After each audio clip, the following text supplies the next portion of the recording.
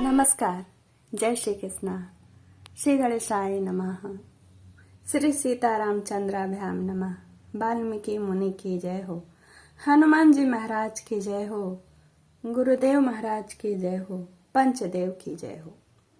मैं आपको श्रीमद् वाल्मीकि रामायण बालकांड के श्लोक का हिंदी में अर्थ निरंतर और क्रमशः सुना रही हूँ।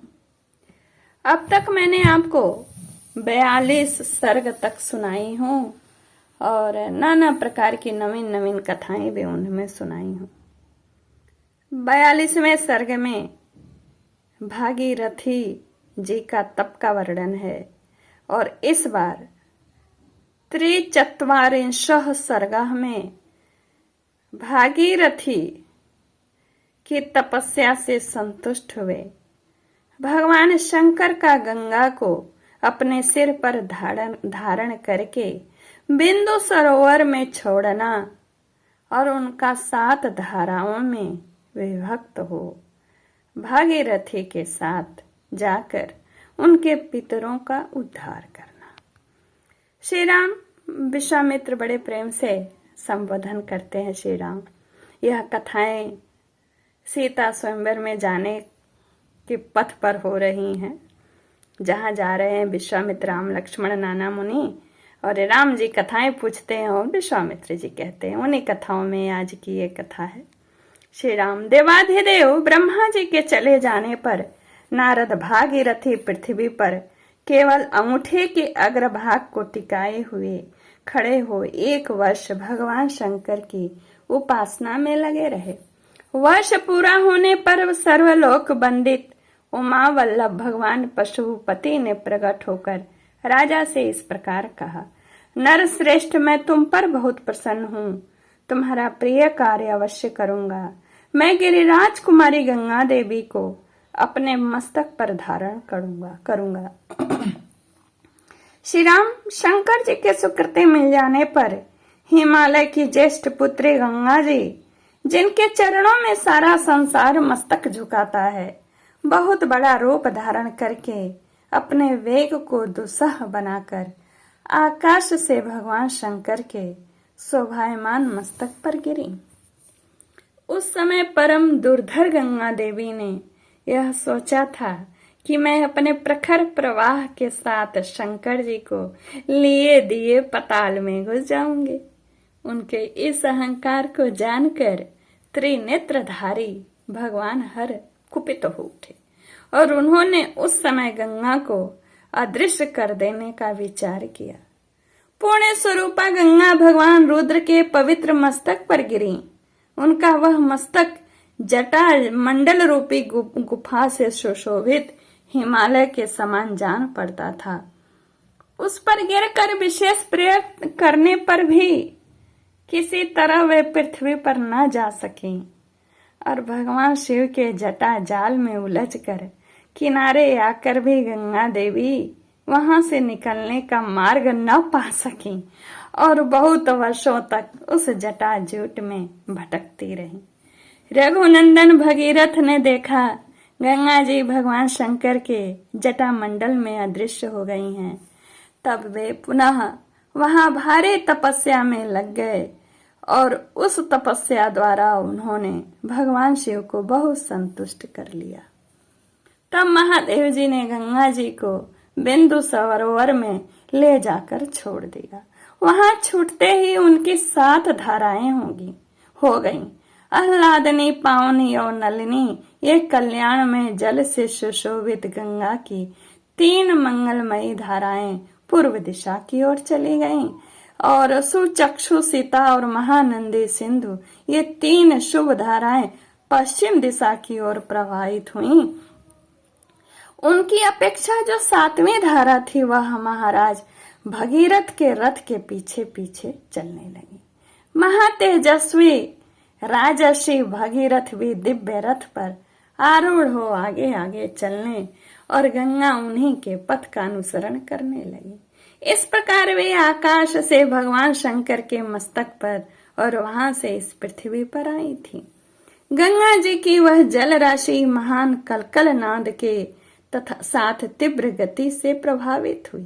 भैया वहां सुनो न जाके, कलकल नहीं सुनाई पड़ती, हर हर यानी बहुत इनका आवाज माँ गंगा का इतना तीव्र रहता है कि ना कलकल नहीं हर हर सुनाई पड़ती। हमको उत्तराखंड में गए थे, मत्स्य कक्षा पर शिशुमार सूस झुंड के झुंड उसमें गिरने लगे। उन गिरे हुए जल जंतुओं से वसुंधरा की बड़ी शोभा हो रही थी। तदंतर देवता, ऋषि, गंधर्व, यक्ष और सिद्धगण नगर के समान आकार वाले विमानों, घोड़ों तथा गजराजों पर बैठकर आकाश पर से पृथ्वी पर गई हुई गंगा जी की शोभा निहारने लगे। देवता लोग आश्चर्यचकित होकर वहां खड़े थे। जगत में गंगावतरण के इस अद्भुत एवं उत्तम दृश्य को देखने की इच्छा से अमित तेजस्वी देवता का समूह वहां जुटा हुआ था। तीव्र गति से आते हुए देवताओं तथा उनके दिव्य आभूषणों के प्रकाश से वहां का मेघ रहित निर्मल आकाश इस तरह प्रकाशित हो रहा था मानो उसमें सैकड़ों सूर्य उदित हो गए हों। शिंशुमान सर्प तथा चंचल मत्स्य समूहों के उछलने से गंगा जी के जल से ऊपर का आकाश ऐसा जान पड़ता था मानो वहां चंचल चपलाओं का प्रकाश सब ओर व्याप्त हो रहा हो। वायु आदि सहस्रों टुकड़ों में बटे हुए फेन आकाश में सब ओर फैल रहे थे मानो शरद ऋतु के श्वेत बादल अथवा हंस उड़ रहे हों। गंगा जी की वह धारा कहीं तेज, कहीं टेढ़ी और कहीं चौड़ी होकर बहती थी, कहीं बिल्कुल नीचे की ओर गिरती, कहीं ऊंचे की ओर उठती हुई थी, कहीं समतल भूमि पर वह धीरे धीरे बहती थी और कहीं कहीं अपने ही जल से उसके जल में बारंबार टक्करें लगती रहती थी। गंगा का वह जल बार बार ऊंचे मार्ग पर उठता और पुनः नीचे भूमि पर गिरता था। आकाश से भगवान शंकर के मस्तक पर तथा वहां से फिर पृथ्वी पर गिरा हुआ वह निर्मल एवं पवित्र गंगा जल उस समय बड़ी शोभा पा रहा था। उस समय भूतल निवासी ऋषि और गंधर्व यह सोचकर कि भगवान शंकर के मस्तक से गिरा हुआ यह जल बहुत पवित्र है, उसमें आचमन करने लगे। जो शाप भ्रष्ट होकर आकाश से पृथ्वी पर आ गए थे वे गंगा के जल में स्नान करके निष्पाप हो गए। उस जल से पाप धुल जाने के कारण पुनः शुभ पुण्य से संयुक्त हो आकाश में पहुंचकर अपने लोकों को पा गए। उस प्रकाशमान जल के संपर्क से आनंदित हुए संपूर्ण जगत को सदा के लिए बड़ी प्रसन्नता हुई। सब लोग गंगा में स्नान करके पापहीन हो गए। हम पहले बता आए हैं राजर्षि महाराज भगीरथी दिव्य रथ पर आरूढ़ हो आगे आगे चल रहे थे और गंगा जी उनके पीछे पीछे जा रही थी। श्री राम उस समय समस्त देवता, ऋषि, दैत्य, दानव, राक्षस, गंधर्व, यक्ष, प्रवर, किन्नर, बड़े बड़े नाग, सर्प तथा अप्सरा ये सब लोग बड़ी प्रसन्नता के साथ राजा भगीरथ के रथ के पीछे गंगा जी के साथ साथ चल रहे थे। सब प्रकार के जल जंतु भी गंगा जी की उस जल राशि के साथ सानंद जा रहे थे। जिस ओर राजा भगीरथी जाते उसी ओर समस्त पापों का नाश करने वाली सरिताओं में श्रेष्ठ यशस्वनी गंगा भी जाती थी। उस समय मार्ग में अद्भुत पराक्रमी महामना राजा जहनु यज्ञ कर रहे थे। गंगा जी अपने जल प्रवाह से उनके एक मंडप को बहा ले गई। रघुनंदन राजा जहनु उस गंगा जी का गर्व समझकर कुपित उठे। फिर तो उन्होंने गंगा जी के उस समस्त जल को पी लिया।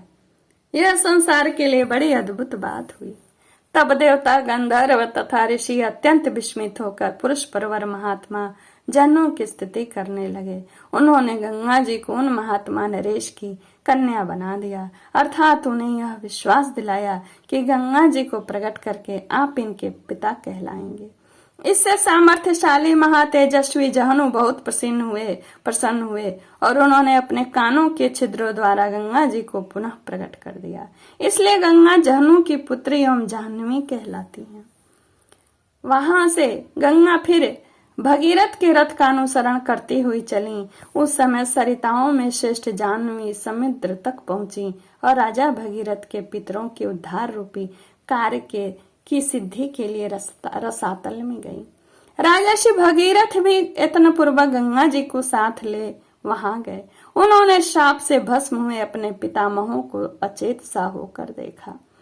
रघुकुल के श्रेष्ठ वीर तदंतर गंगा के उस उत्तम जल ने सगर पुत्रों की उस भस्म रास को आप्लावित कर दिया और वे सभी राजकुमार निष्पाप होकर स्वर्ग में पहुंच गए।